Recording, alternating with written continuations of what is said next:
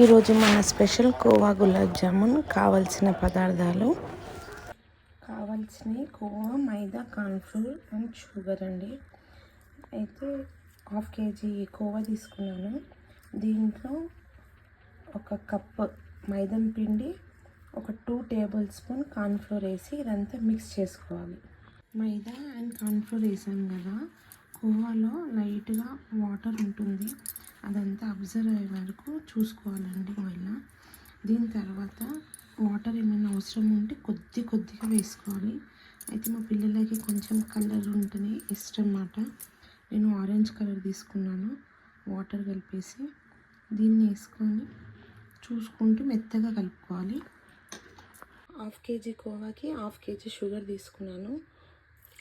ఒక 1 glass water వేసుకున్నాను. ఇది షుగర్ అంతా కరిగి మన ఇలా పట్టుకుంటే, ఆయిల్ పట్టుకుంటే ఎలా ఉంటుందో అలా రావాలి. ఇది నేను చూపిస్తాను. ఇదిగోండి, ఇలా మంచిగా బాయిల్ అయ్యేటప్పుడు కొంచెం చిన్న ముక్క, ఇలా కొంచెం డ్రాప్స్ నిమ్మకాయ రసం వేయాలి. ఇలా వేస్తే షుగర్లో ఉన్న డస్ట్ అంతా వెళ్ళిపోతుంది. ప్లస్ స్వీటోస్ లాగా ఉంటాయి స్వీట్స్. ఇదిగోండి ఇలా ఇదిగోండి, ఇప్పుడు ఇది పట్టుకొని ఇలా అంటుంటే మనకు ఆయిల్ పట్టుకున్నట్టు అనిపిస్తుంది. ఆ స్టేజ్లో ఇది ఆఫ్ చేసేసేయాలి. ఓకేనా.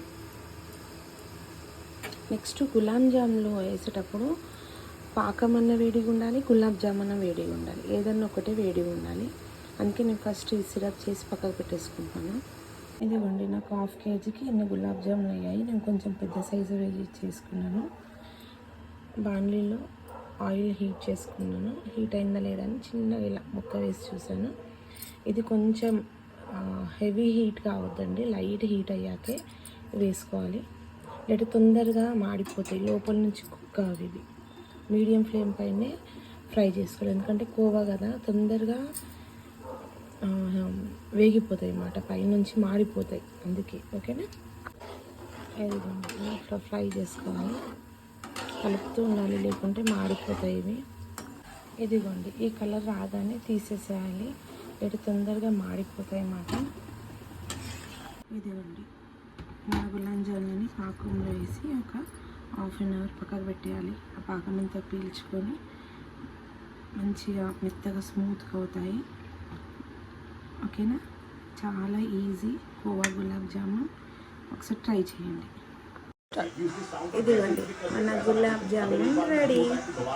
చూడండి ఎంత సాఫ్ట్గా వచ్చిందో. కంపల్సరీ నేను చెప్పిన మెజర్మెంట్స్ తోటి చేసుకోండి, చాలా బాగుంటుంది.